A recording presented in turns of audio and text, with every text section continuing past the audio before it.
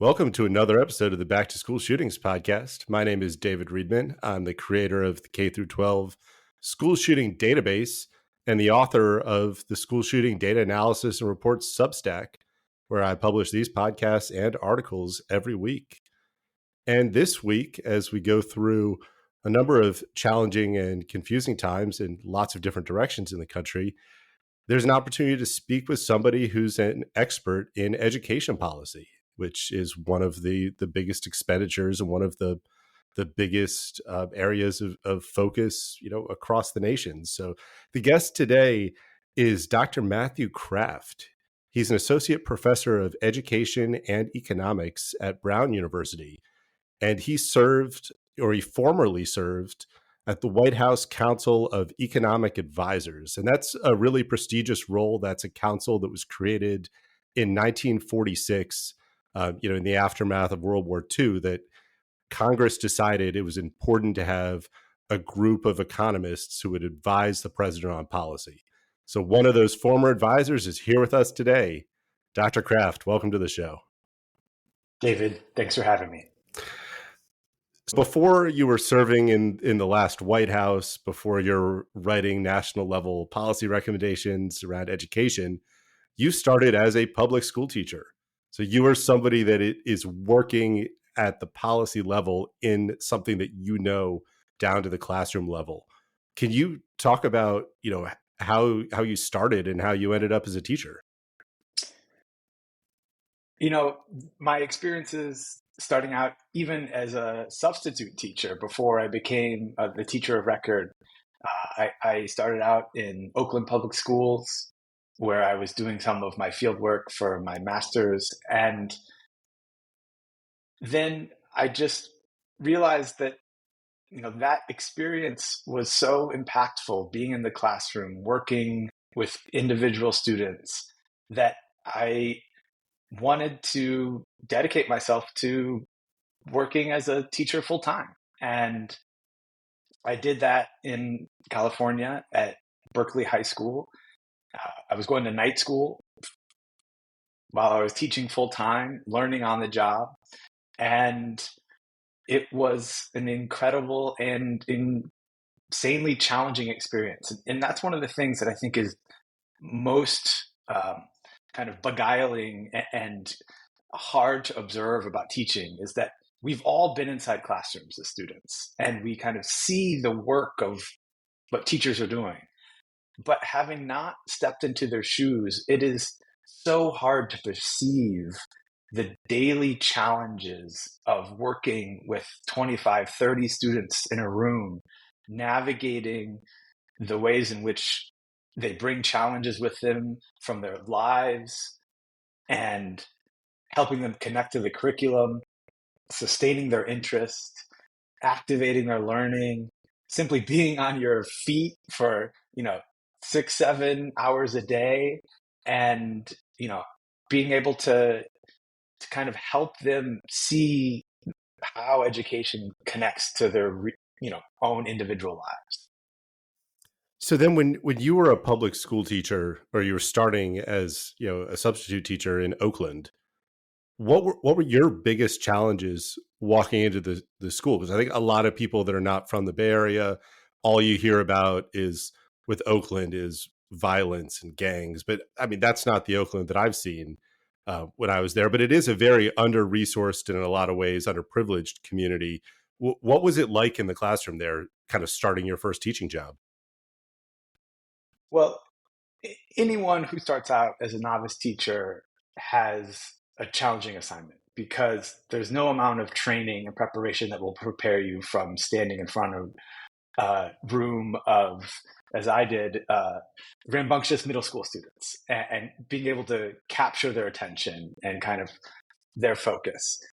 For me, I had the great benefit of, being able to work in school settings where there were experienced teachers who took me under their wing and mentored me and helped me to, grapple with the challenges of developing materials and not staying up till midnight every night, kind of creating a lesson for the next day. How can I, build on what's already out there and not recreate the wheel?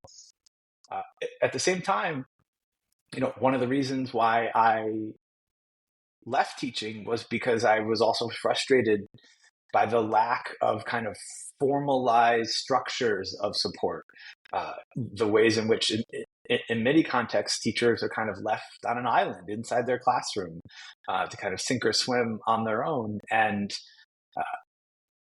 I don't think that that serves the profession well for kind of sustaining people uh, in the profession and avoiding the revolving door of teachers entering and then leaving quite quickly.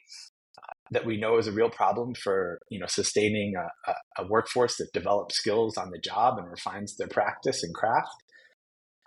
And also just because of the structures and challenges that our public system faces in whether that be funding or the ways in which we have designed opportunities for teachers to innovate and how we reward those teachers or not.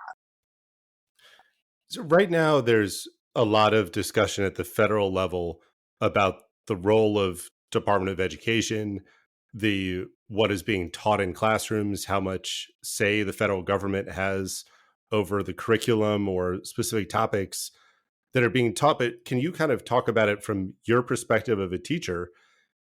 How much curriculum is handed to you?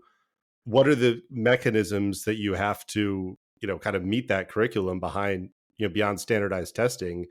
And then how much leeway do you have, because it sounds like there's a huge burden that falls on teachers to figure out how to fill up the day, even if they're working within a bigger framework. One of the things that I think is really important to understand when anyone is having a conversation about public schools in the United States is that we have this enormous decentralized system. There are over 100,000 public schools in this country, clustered in about 13,000 districts. And because authority over education is largely delegated to the states, and those states kind of set parameters around curriculum and standards and testing, but ultimately they kind of pass along the implementation authority to districts, that there's incredible variation in what things look like on the ground in terms of the degree of autonomy a teacher may have around kind of the scope and sequence of what they're teaching. And, in, I think, many cases, there are guidelines about what teachers are expected to teach. And there may be a textbook, but we want to provide teachers with the ability to modify those instructional resources, to build on them, to tailor them to their own students' needs and the context in which they're working. But we don't want to ask them to kind of recreate the wheel, do that work on their own. And the most recent, I think, uncertainty that's been thrown into that equation is what are teachers prohibited from teaching? And how do they know where that line is potentially? And a recent wave of state laws related to kind of the questions around whether we can teach about race or racism or sex or sexuality has really kind of elevated that question to a national level. And I think further made the autonomy, professionalism, and job security of the profession uncertain. And it's important, I think, to note that these are not new issues. Like, this is not an issue from this generation, or it. There was a lot of tension when I was in high school. That's 20 years ago. This would have been, maybe I think 10th grade English class. So about 1999 or 2000. We had a series of people's autobiographies that we were reading in this 10th grade English class. And one was the stories by Umberto Eco. And he's, a famous Latino author. And it was about his experience growing up. And he was describing in the book really in vivid detail this time that he went to the swimming pool for the first time. and seeing the men jump on the diving board and just how much power their bodies had. And I'm reading this and I said, I think that this is somebody who's gay. And I said that to the teacher. And she said, don't say that to any other classmate, because there were some parents that were concerned about the type of curriculum. And this is 25 years ago. So, I mean, these are tensions where I think they may have occurred in private now, but now they've become very public. And there's a lot of discourse at the federal policy level right now around, if you teach a certain thing, we'll take away your federal funding. And I don't think a lot of people understand what that means. So since you've been a national level kind of education expert, what exactly does the federal Department of Education do, and where does that money go, and kind of who's getting the majority of that money? So in the United States, we fund public schools through a collection of funding streams that, broadly speaking, break down as over about 90% coming from state and local resources. That ratio of kind of, is it more local or state, differs across states, but the vast majority is coming from states and local resources, and about 10% from federal sources. Programs like Title I that provide supplemental funding to schools that enroll large proportions of students from low-income backgrounds, or IDEA to supplement special education programming, and to things like the National School Meal Program, where we subsidize or provide free breakfast and lunches. And so the federal government has an important role to play. And in the most recent economic report of the president, released early in 2025, we have a chapter in that kind of articulates, despite that more limited funding role, that the federal government does have an influential and impactful place in our education landscape. For example, by providing funds during large economic downturns, such as the Great Recession, or most recently the COVID pandemic, where states and local municipalities can't, generate revenue or often take out debt to cover that downturn in whether that be sales tax or property tax during a recession. They also have an important role in helping to make funding more equitable. It's not a surprise that when approximately 45% of school funding comes from local sources, that there are a whole bunch of municipalities that have far greater resources, far more wealth, commercial real estate, houses that are worth more than others. And that causes quite inequitable levels of funding. And the federal government, particularly through Title I, plays a role in helping to minimize those inequities. They also, through laws like the Individuals with Disability in Education Act, help to ensure the kind of rights and access to resources that we think students should have. And they really, at the federal level, are kind of a knowledge generating and grant making organization. The Department of Education creates kind of technical guidance for states about how they can best approach an issue or take advantage of competitive grant programs that they offer to support teacher development or improve instruction for English language learners, or a whole host of different avenues. But when it comes to kind of mandating, and shaping what teachers are actually doing in the classroom, there's just so many levels of kind of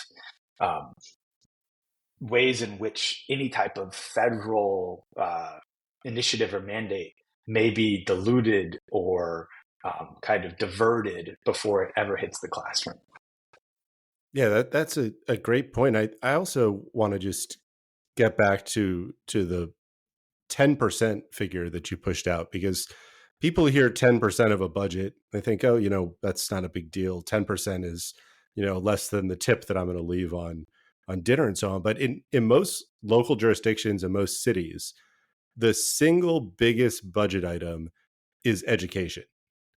Yes. It's usually more than half of your entire municipal budget is going into education. So if you imagine, a county that has $100 million education budget and 10% of that is coming from the federal government, that's $10 million. And when your, average school staff salary is somewhere in the $50,000 to $100,000 range, depending on the jurisdiction, you're looking at 100 to 200 staff members, at a mid-size, you're a pretty kind of mid-sized jurisdiction if you're a $100 million education budget. I mean, where do you find $10 million in a budget like that? And if this is a rural school district, or this is a really economically depressed county, it might be significantly more than 10% of that school budget. So I think, like, people need to understand that some of these numbers seem small, but they may not be a gap that you can realistically close in that jurisdiction if that money disappears. And if 10% of the budget evaporates, or you're funding for uh, a special education assistant who helps, a student with cerebral palsy who needs all day palliative care in the school, and you no longer have federal money for that at some small rural school district, like, that school district doesn't have the money to pay for all day care for one student so that they can be there. Um, what do you see as, like, what's the pathway forward if schools lose some of these federal dollars, or is there any? To the broader point that even if the feds are only chipping in around 10%, that, as I think really clearly lay out here with this kind of hypothetical, that's $10 million in a budget of 100 million. That's enough for the federal government to kind of leverage its influence in ways that have been debated across administrations and over time about, is it appropriate for us as a nation to have a federal government that attaches requirements and conditions to that funding to kind of shape what's happening at the local level? Because districts do need those resources. And in fact, we are kind of currently in a moment where we are observing how the pains of losing federal dollars play out in practice because of the large one-time investment that the federal government made through ESSER and ARP, these federal investments to help school districts recover from the COVID pandemic, that amounted to over $190 billion across a couple years. Schools use those dollars to upgrade their HVAC systems, to have healthy and safe buildings, to invest in more staff to support academic recovery, to invest in school counselors and psychologists and social workers to provide more wraparound services to students. And in the district where I serve on the school committee and many others, the rubber has now hit the road where those dollars are no longer there. And you have to make decisions about, am I going to let those positions go that have been integrated into the kind of ecosystem of the school and have kind of met critical post-pandemic needs? Or am I going to have to make other kind of trade-offs on finding savings and making cuts? And we should always be asking kind of, where is the investments we make in education providing the kind of highest return, and how can we optimize the resources we have? But those funding kind of declines that are happening due to the end of federal post-COVID recovery dollars are really starting to bind. And, they, I think, are an example of why even, a smaller percentage of funding can have a large impact on the types of experiences that students, teachers, and parents have with the public school system. Yeah, one of the areas within schools, recently with a lot of the post-COVID funding, but dating all the way back to the 90s, is if there's a police officer working in a school, that salary is probably paid or a significant cost share from the federal government. So going back to the Safe Schools Act of 1994, that was what allowed the Department of Justice to provide school police officers if schools followed a set of rules. And it's interesting that you point that out now with the way you can tie curriculums to some of these Department of Education dollars. In 1994, if you were going to get funding to have a school police officer, one of the criteria for that funding was having a zero tolerance discipline policy.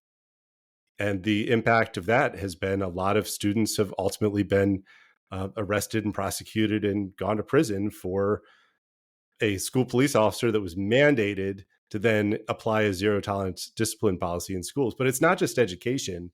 Most of my career was in Homeland Security. I managed a large grant program, which was the $2 billion Homeland Security grant program. And that had a ton of stipulations for what state and locals needed to do. You can't get Homeland Security grant dollars unless you have an interoperable radio system in your jurisdiction so that all of the people can use it. You can't do that unless everybody goes to incident command training. You can't get that money unless all of your systems are set up to comply with the National Incident Management System, unless you've agreed to compacts for interstate mutual aid if there's a major disaster. So that it's not a new thing. The federal government has done this with highway dollars. We've done this with post-disaster mitigation projects. You can't get the federal funding unless you make infrastructure investments so that you don't have a similar scope disaster in the future.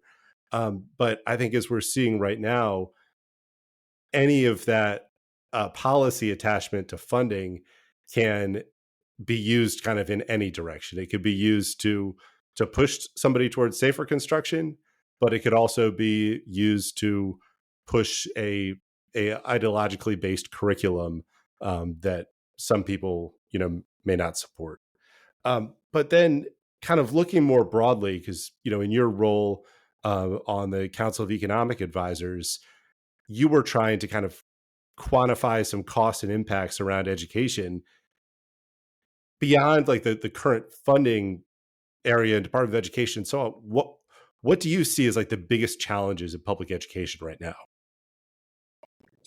Well, we have to be clear-eyed that yet again, we just had major standardized test scores come out.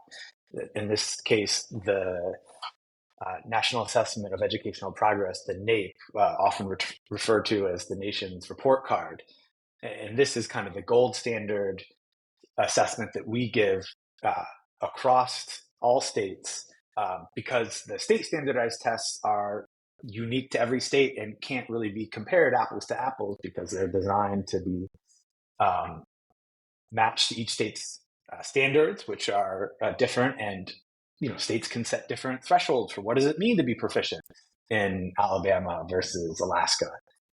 And so this assessment mirroring the kind of trends that we've seen in international assessments like the PISA or the TIMSS that the United States participates in, as well as kind of private curriculum and tests vendors that have been providing kind of aggregate data have shown that test scores have continued to decline and in ways that not just kind of paint a picture of an average overall decrease in performance, particularly in reading in this most recent assessment in NAEP, but between the higher achieving and lower achieving kids, we see growing gaps that particularly that bottom is falling out in ways that we need to be, I think, gravely concerned. And, yes, I think we need to be focused on test scores. no, are test scores the end all be all goal of a public education system? But we have to be honest that core numeracy and literacy are the building blocks of being able to thrive and to be an independent critical thinker. And we are falling behind. And so what we do about that is, I think, a huge debate, but frankly, one that may not be getting the attention it deserves because of a whole host of reasons. But there's I think, a degree of kind of COVID recovery fatigue. Like, well, we've been talking about trying to, rebound and accelerate learning, and can we just get back to kind of the normal routine? And if we do that, I think we're going to have a cohort of students who have really lost the opportunity to gain important knowledge and skills that we know both from a whole host of research in economics will impact their job prospects, their opportunity for pursuing higher education. And when we aggregate that up as a whole, will impact the kind of economic growth and productivity of our economy, and the kind of next generation of innovators and inventors, and all the ways that has positive benefits for society. And it's really apparent too that, I mean, your quality of K through 12 education impacts either your immediate entry into the workforce and how well you're going to do there, or your success in higher education. I've taught both undergrads and masters back to 2015, so about 10 years now, and I really can notice in the last couple of years, at especially the undergraduate level, just a lot of very core research and writing and comprehension skills have dropped pretty dramatically. And even, very straightforward assignments just get, completely lost by a bunch of students, which just shows that they didn't have a strong foundation from elementary and middle and high school to learn how to read critically, to learn how to summarize their thoughts, to just basic kind of research fundamentals of what is a good source, how do you use a source, how do you cite a source. Those kind of basic skills just seem to have completely evaporated in the last couple of years. But what that means is that we don't end up having as productive employees, because if somebody struggles in undergrad, what are the chances that they're going to go to their first professional job and that they're going to excel doing market research or writing reports or organizing the way that they do sales outreach and so on? I mean, this is pretty significant. But what I really wanted to talk to you about was a policy memo that you published a couple weeks ago, specifically about the impact of gun violence on some of these quantifiable metrics in schools. Can you talk about kind of how that project started and where it came from?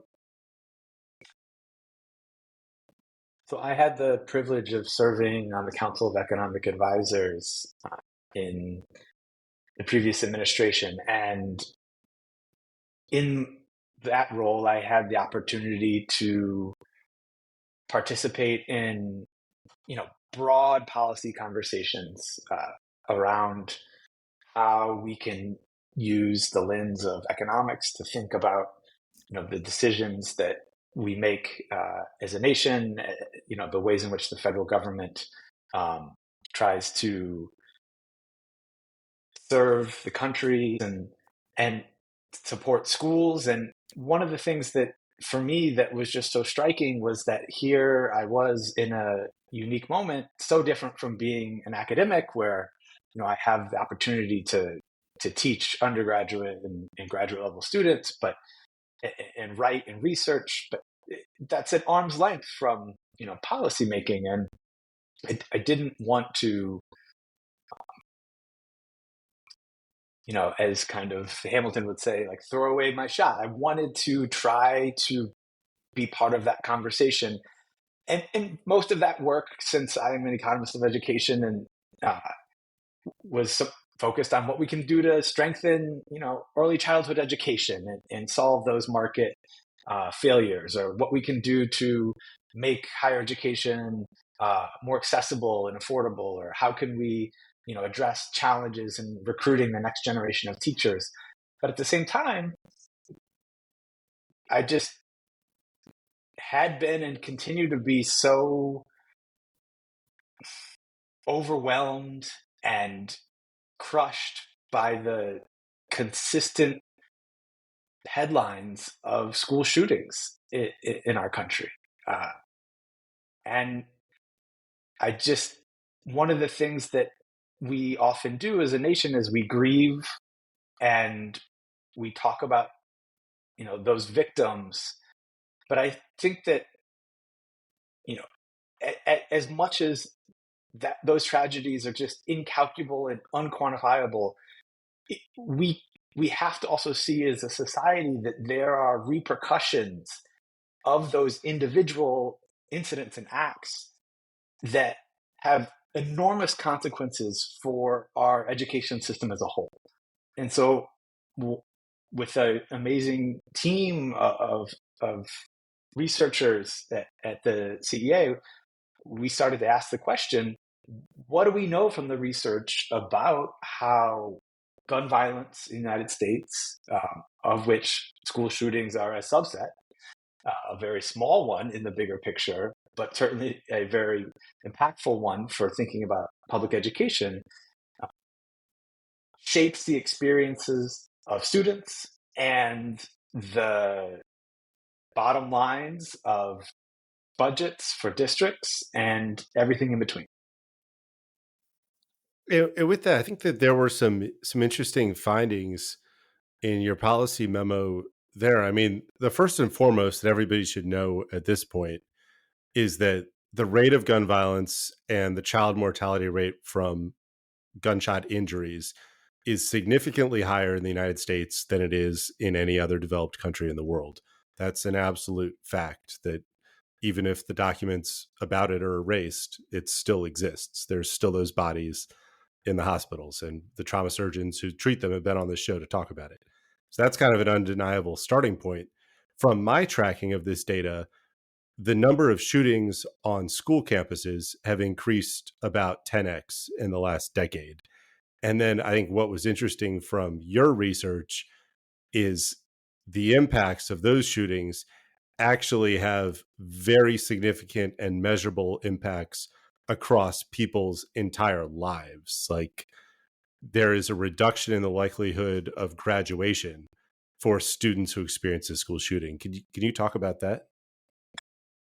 The evidence here, I think, is really so compelling, and I think at the same time so alarming. We know, just core facts, that over 4,600 kids, children and adolescents, die from firearms each year right now. That has increased somewhat steadily to now be the number one cause of death, more than car accidents, more than cancer, more than heart disease. There have been over 80,000 children and adolescents who have died from gun violence since 1999, the year of the Columbine massacre, which I think is kind of the cornerstone moment in thinking about gun violence, particularly as it relates to schools. And those are deaths. In a single year, when we have maybe about 4,600 deaths, over 28,000 more students have been shot in the United States, not in schools, but just in our country, and suffered non-fatal injuries. Those have cascading effects on, of course, those students, but their families, their friends, their communities, their schools. And we have to remember that high rates of school shootings and firearm deaths among youth are a uniquely American phenomenon. We know that, for example, and I just find this shocking, and there isn't as much data on this as I think would be helpful to press the point. But we do know that between 2009 and 2018, there were a combined total of 5 recorded school shootings in other G7 member countries: Canada, France, Germany, Italy, Japan, and the UK.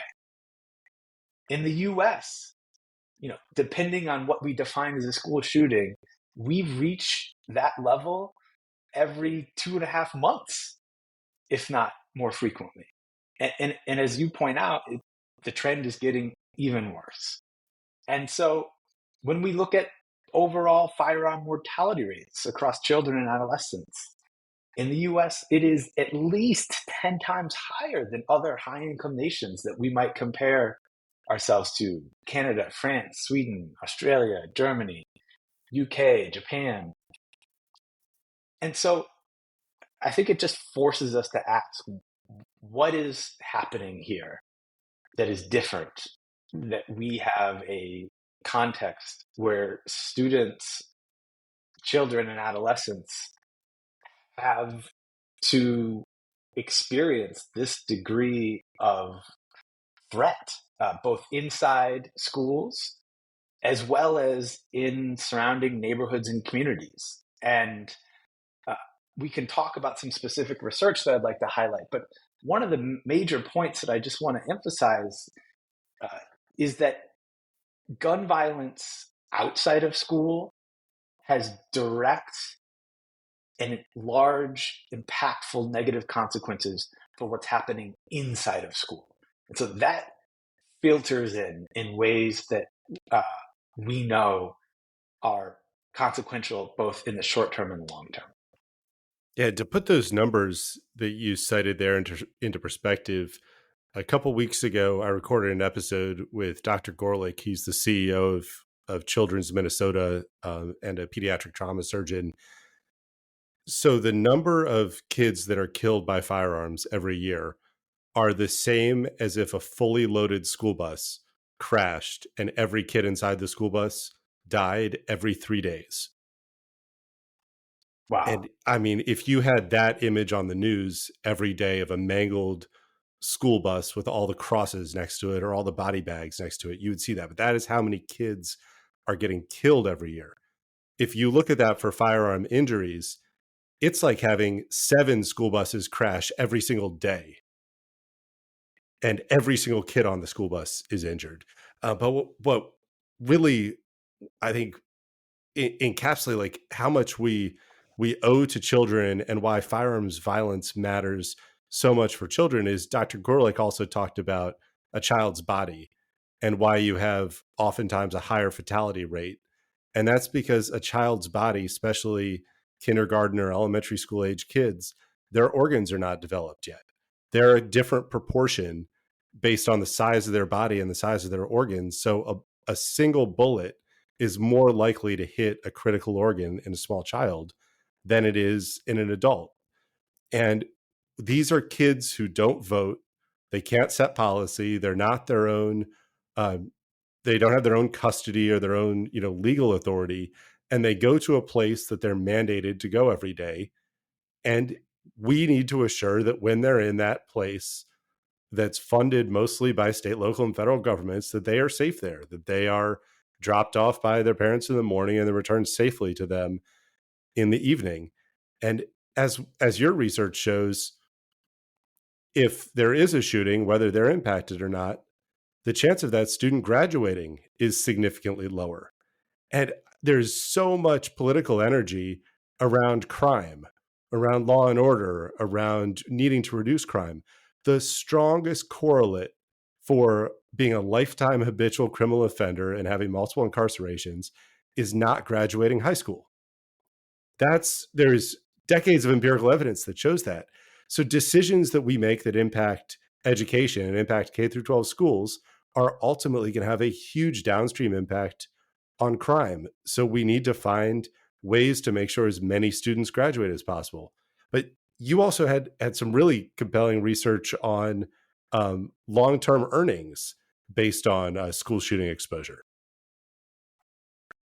This is some work that scholars have done that we spent a while trying to, find the most rigorous and compelling evidence. Because, you know, just observing that in this school there was a school shooting, or it's school that's located in a higher crime neighborhood, and the outcomes of those students look less favorable, or see a downturn, isn't kind of proof positive that the driving effect of gun violence is the result, is the cause of those kind of negative academic and economic outcomes.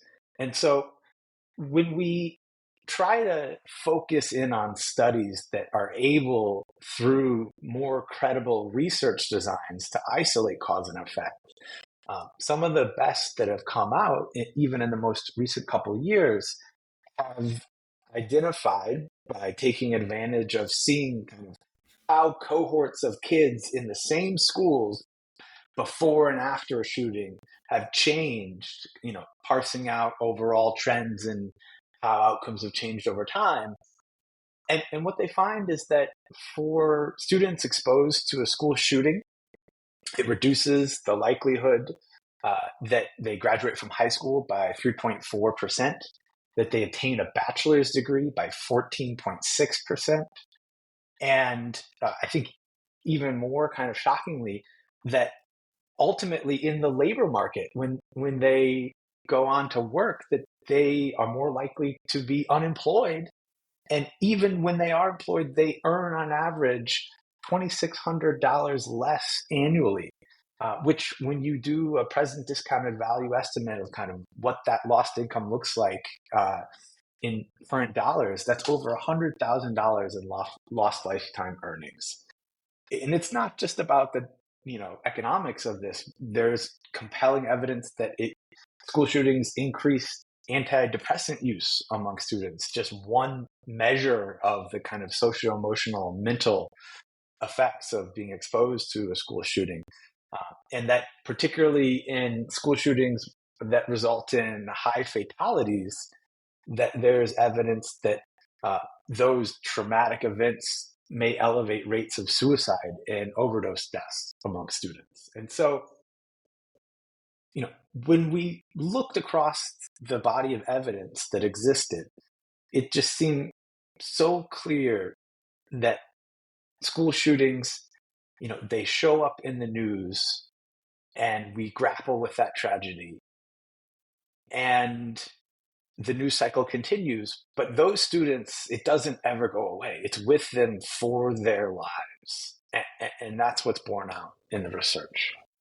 Yeah, two other economic papers that I've seen that have used the school shooting database for the locations they select compared to randomly selected equivalent counties. One of them looks at stress-related emergency room visits and finds a statistically significant increase in the number of stress-related emergency room visits for a full calendar year after a shooting has occurred at a school. And nationally, we spend more on healthcare than anything else. So anything that's causing a significant increase to emergency room visits is a cost that all of us are absorbing. There's another study with a similar methodology of finding equivalent demographic zip codes, that after a shooting, the single family home value in a jurisdiction that experiences a shooting, or a zip code that experiences a shooting, drops for a 10-year period afterwards. So somebody's single family house, your home, is usually your biggest asset and your biggest store of wealth. And the fact that just a shooting happening in your community that really you have no control over in a lot of ways, and in some ways you do at the types of policies that you vote for, the way you secure your guns, but more or less something that's a bit out of your control can end up tanking the value of your home, because other people then don't want to move into the community to go to that school where the shooting occurred. I mean, so these are really big ripple effects. Something else you wrote about that I don't really think has gotten a lot of attention is what a shooting does to staff retention and ultimately the recruitment of future staff. I had the opportunity to live in Spain as part of an academic sabbatical.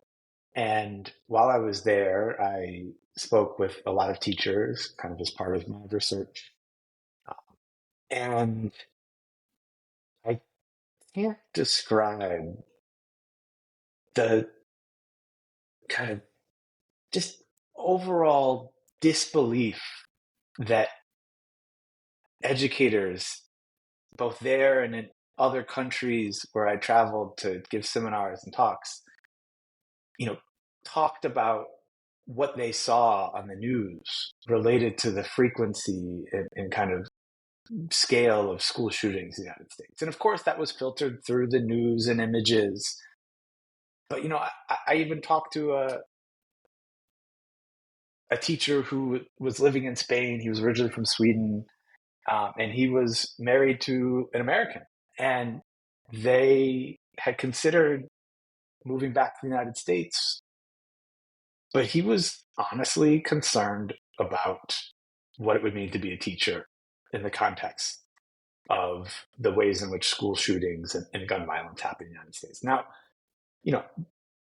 from a kind of statistical perspective, we can have a debate about, infrequent events and the, degree of threat from a probabilistic standpoint. But I think the larger point here that anecdote conveys is that people make decisions about their careers based on those kind of anecdotal exposure and perceptions. What do you think is it like to be a teacher? What's the working conditions? And so while there's a very limited research base here, I just want to kind of seed these ideas for which there are kind of some supporting evidence. One is that there is a broad negative macro effect about, it's already a real challenge to recruit teachers in the United States. Wages have been stagnant for over a decade, and working conditions, particularly post-pandemic, have been increasingly challenging. The last thing that we need is to create a sense of kind of chaos or potential violence in the workplace. And beyond that kind of potential broad macro effect on recruiting the next generation of teachers, we certainly know that schools, when they're competing for teachers among the labor pool that exists, struggle when they're located in communities with higher rates of violent crime, often involving firearms. And, here again, there's a lot of things that are correlated with violent crime, but even when you kind of control for the other observable things that you might know about a community and the school itself, its size and its student population and its funding levels, we see that both substitute choices about which school they accept a substitute position at, as well as teachers' choices about where they want to apply to transfer to, are negatively related to higher rates of crime. And so I think that's suggestive of not just this broad macro effect, but the kind of inequities that exist in schools being able to attract effective and qualified teachers. And then finally, there's some evidence that staff turnover, both teachers and kind of support staff, increases in the wake of a school shooting. And so those are kind of the layered ways in which I think when schools are really working hard to establish a staff that's dedicated, collaborating, working together, can be undercut by the challenges and trauma that gun violence imposes. Well, in our society, also, we recruit and we place prestige and salary on positions that are dangerous. I mean, police officers overall make significantly more money than teachers. They, have a lot more perks. They can get a free or half price meal wherever they go. They can get their dry cleaning done for free. They can get a whole host of discounts because they are the heroes that are in harm's way in the community. But looking at line of duty deaths, which are broken down by cause, there are more teachers and students that are killed on school campuses every year than there are police officers killed by bullets in the line of duty. When a police officer is killed, there is a humongous state funeral and benefits and so on. It is a big deal in our society. In many cases, when a student's shot in a school, it barely makes a paragraph in a local news. So we also, something may be statistically rare, but there are things within our society that are even more statistically rare that we put huge amounts of cultural ceremony and significance around. And I think a issue in education is that teachers are forgotten, they're overlooked, they're underappreciated, they're undercompensated, they're under-resourced. And when you have all of those contributing factors, it becomes something that unless somebody is so passionate about the career and the calling, there are thousands of other jobs they could do other than stand on their feet in a school for barely a living wage most days. There are over roughly 4 million teachers in the United States. And they have an incredibly important role in shaping the career opportunities and personal development of our next generation of leaders. They prepare students to play active roles in contributing members to society and to our economy. And it would seem to me to be of utmost importance to ask, what can we do as a nation to create a context in which they're able to focus on their core craft of teaching and learning, and do so in an environment that sets them up to have success, where students feel safe, where they feel supported, where they come to school not with the stress that the potential threat of gun violence might create, as it does in some communities. And I just want to emphasize that it doesn't have to be this way, in my view. Like, one only needs to look around the world and say things are different, and that anyone that's been exposed to or seen the trauma of these types of shootings knows that we owe students, children, teachers, ourselves as a society more. And I hope that in some ways the blog that we wrote at the CEA is a small piece of helping to inform the conversation around why changing the status quo is so important.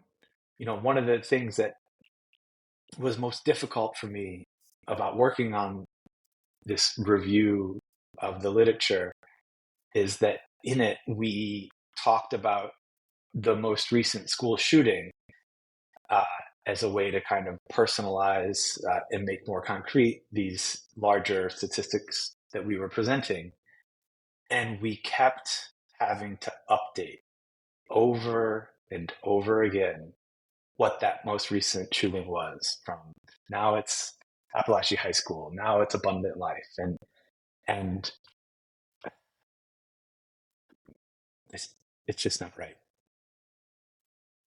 Yeah, it's not right, and unfortunately, it's not going to get better unless we have people that will write and research and speak out and show the impacts of this on students, on young adults, on the workforce, on the economy, on the bottom line of businesses, on insurance, on property values.